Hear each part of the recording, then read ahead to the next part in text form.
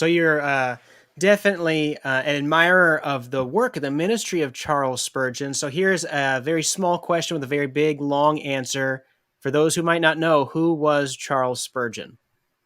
Yeah, so there's going to be 1,000 people who will be able to describe it better than me. But just to be simple with it, he's the pastor that most everyone seems to know, at least by name. But he was a British pastor, born in 1834 near Colchester in Essex. He was born in Kelvindon, and he died in 1892, and arguably had the most fruitful ministry of any pastor in modern history.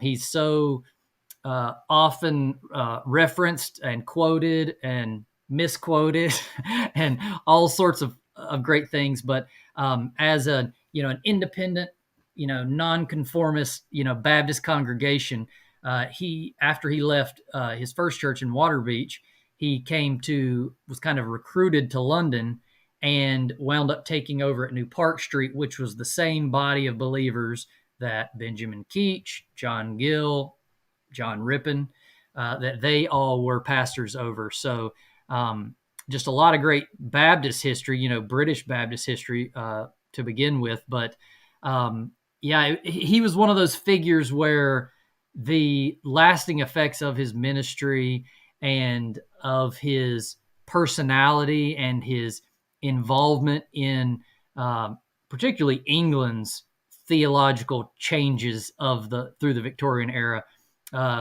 just probably couldn't be seen very well by him. It's just been so long lasting, and it's grown in a lot of ways to almost mythological proportions at times. But just a fascinating preacher, historical figure, church figure, and I tell people a lot of times there's almost no root of the Spurgeon tree that doesn't touch something, that whatever it is you're talking about.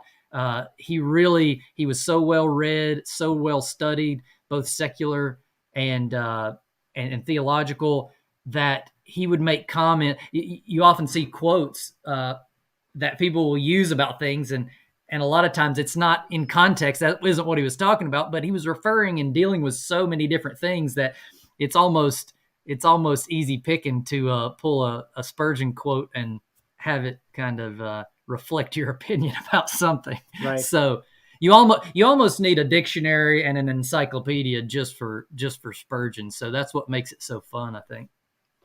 Yeah, tons of great quotes. I remember somebody was saying it's as if Spurgeon never had an unpublished thought.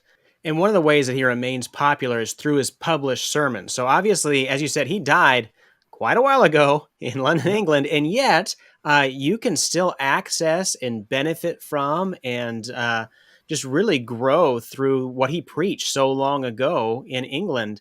And so many people, as we've already said, have an affinity for Spurgeon. They've been helped by him. Why is it, do you think, that his sermons remain popular, remain helpful, even though we're pretty far removed both in time and place and culture and all of that? Well, I think there's probably a handful of aspects. These are just kind of my take on some of it. I'm sure other people would have different aspects regarding this, but I think that especially in his day and within a relative time period to his preaching, his preaching style even then was just so impactful because of his very illustrative and um, and very kind of the way that the direction that he took on a lot of his sermons was obviously the opposite of kind of the high churchy frozen chosen, so to speak, of that existed a lot within England. And so he wanted to be able to resonate with everybody from the bottom, the lower class, the pauper, the person who had very little. He did not want to just relate and offer something as kind of a service for these higher classes in England, which at that time was a an issue. And so, but combined with his willingness to work through illustration and metaphor, and his study of so many aspects of everyday life, he was well known to have folks like sailors come in from maybe the docks and hear him preach and say, "This guy knows more nautical terms than half the people that we're around all the time. Why is it?" And so he invested a lot of his time into study. And so I think from that aspect, he related so well with people in his day. And I don't think that has changed. But then when we look more even at modern times, I think not only are you getting his illustrations, some of his wit, his just the force and kind of the magnitude of his speaking, but his wisdom and just biblical truth seeping out, of every crack of his sermons. But nowadays you have so few people who even preach even in more of that mode, which would have been more understandable then.